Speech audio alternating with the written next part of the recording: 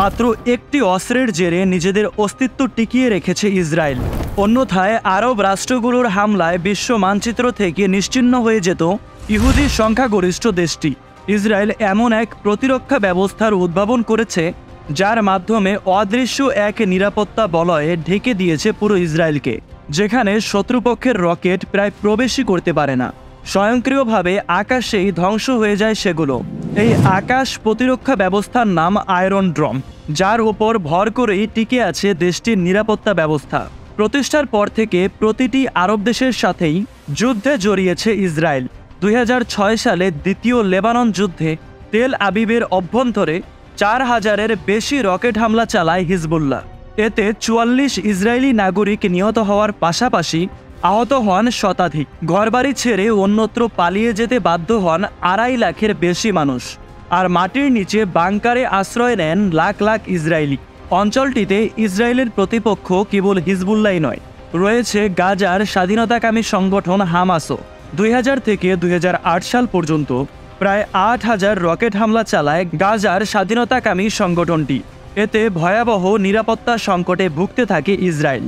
ফলে এসব হামলা আকাশেই ঠেকিয়ে দিতে শক্তিশালী প্রতিরক্ষা ব্যবস্থা গড়ে তুলতে উঠে পড়ে লাগে দেশটি, যার ফল এই আয়রন ডোম আকাশ প্রতিরক্ষা ব্যবস্থা। শত্রুপক্ষের রকেটে ইসরায়েলের যখন নাভিশ্বাস উঠছিল, তখন উদ্ভাবনী শক্তি নিয়ে এগিয়ে আসে দেশটির 2 tech giant, Rafael advance defence system ও ইসরায়েল অ্যারোস্পেস ইন্ডাস্ট্রিজ। মাত্র 3 বছরের কিছু বেশি সময়ে তারা তৈরি করে শক্তিশালী এক আকাশ প্রতিরক্ষা ব্যবস্থা, যার নাম দেওয়া হয় আয়রন ডোম। কোনো রকমের ঝুঁকি ছাড়াই একসাথে ছোড়া ডজন ডজন রকেট মাটিতে মিশিয়ে দিতে সক্ষম এই ডিফেন্স সিস্টেম। যেহেতু গাজা ও লেবানন থেকে স্বল্প পাল্লার রকেট ও মর্টার হামলা চালানো হয়, তাই এই ব্যবস্থাটি শর্ট রেঞ্জ অ্যাটাক যেমন রকেট এবং মর্টার শেল ধ্বংস করতেই বিশেষভাবে তৈরি করা হয়েছে। আয়রন ডোমের 3টি ইউনিট রয়েছে। এর মধ্যে রাডার সিস্টেম ইসরায়েলের দিকে ধেয়ে আসা রকেটকে চিহ্নিত ও তার গতিপথ শনাক্ত করে। এরপরে কন্ট্রোল ব্যবস্থা ধেয়ে আসা রকেটের সম্ভাব্য হিট পয়েন্ট নির্ধারণ করে এবং মিসাইল ফায়ারিং সিস্টেমকে হিট করার নির্দেশনা দেয়।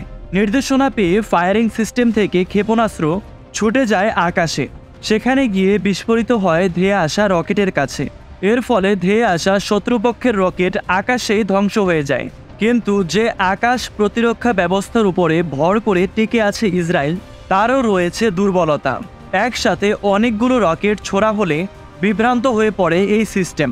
ফলে কিছু রকেট দেশটির জনবহুল বিভিন্ন শহরে আছড়ে পড়ে প্রাণহানির ঘটনা ঘটছে। ঠিক এই সুযোগটি নিয়েছে গাজার স্বাধীনতাকামী সংগঠন হামাস। গেল শনিবার মাত্র 20 মিনিটে 5000 রকেট ছুড়ে আয়রন ডোমকে দ্বিধায় ফেলে দিয়েছে হামাসের রকেটগুলো। ফলে কিছু রকেট প্রতিরক্ষার ফাঁক গলে আছড়ে পড়ে ইসরায়েলের বিভিন্ন প্রান্তে। এতে করে প্রাণ হারায় দেশটির অসংখ্য মানুষ, বিধ্বস্ত হয় নানা স্থাপনা।